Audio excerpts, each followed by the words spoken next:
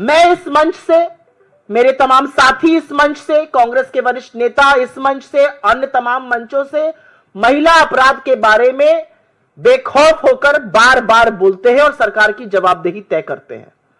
क्योंकि यह भी सच है कि अगर देश में हर घंटे 43 महिलाओं के खिलाफ अपराध होता है तो चुप रहना संभव नहीं है, उसको नहीं बर्दाश्त किया जाएगा। और लगातार ऐसा हो रहा है। राष्ट्र की राजधानी दिल्ली में एक महिला के साथ बार बार अपराध होता है, वही आदमी उसके साथ बलात्कार करता है जिसकी वो कंप्लेन करने गई थी, जिसकी दिल्ली पुलिस ने कंप्लेन नहीं लिखी जनवरी में, अब वो फिर उसका रेप करता है और उसकी फिर एफआईआर नहीं लिखी जाती है। ओडिशा में एक छात्रा बीच पर गई, वहां पर 10 दानवों ने उसका गैंगरेप कर दिया। असलियत यह है कि छत्तीसगढ़ में एक आदिवासी औरत का इतनी बुरी तरह से गैंगरेप हुआ और उसकी अतड़ियां तक बाहर मिली। मुजफ्फरपुर में दलित बच्ची का सिर्फ गैंगरेप ही नहीं हुआ, उसके बदन पर 20 बार चाकू से गोदे हुए निशान मिले, उसकी अंततोगत्वा 1 जून को मृत्यु हो गई। असम के कछार में, बालाघाट में, मध्य प्रदेश के, मैं पढ़ती ही जा सकती हूं। उत्तर प्रदेश में नाबालिग बच्ची का चलती कार में रेप होता है, उसके साथी को बाहर फेंक दिया जाता है जिसकी मृत्यु हो जाती है। तो ऐसा नहीं है कि सब चंगा है।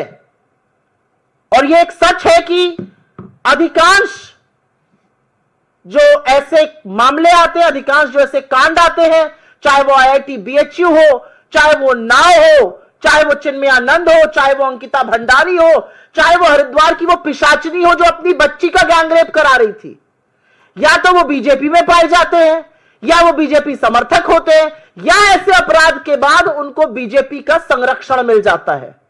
असलियत इस बात की है। और इसलिए कुछ सवाल जरूर उठते हैं और ये सवाल उठने वाजिब भी हैं। सवाल इसलिए उठते हैं क्योंकि अगर प्रज्वल रेवन्ना का प्रचार करने मोदी जी जाएंगे, अगर हर कीमत पर आईआईटी बीएचयू के गैंग रेपिस्ट को बचाने में सारी भाजपा जुट जाएगी, तो पॉलिटिकल संरक्षण मिल रहा है और इसीलिए अपराधी इतने बेखौफ हो रहे हैं। बड़ी बड़ी जो स्कीम्स हैं, चाहे वो निर्भया हो, चाहे वो बेटी बचाओ बेटी पढ़ाओ हो, जो अब मिशन शक्ति के अंतर्गत सब सब्ज्यूम हो गई हैं, उसके लगातार फंड काटे जा रहे हैं। लेकिन इन सब बातों के बावजूद आज सच ये है कि आप डोमेस्टिक फ्रंट पर आप आधी आबादी को देश में न्याय नहीं दे पा रहे हैं, आधी आबादी को देश में सुरक्षित नहीं कर पा रहे, आधी आबादी के खिलाफ जब अपराध होता है तो आपके मुंह से चू नहीं निकलती। आपका संरक्षण अपराधी को मिलता है, बार बार मिलता है।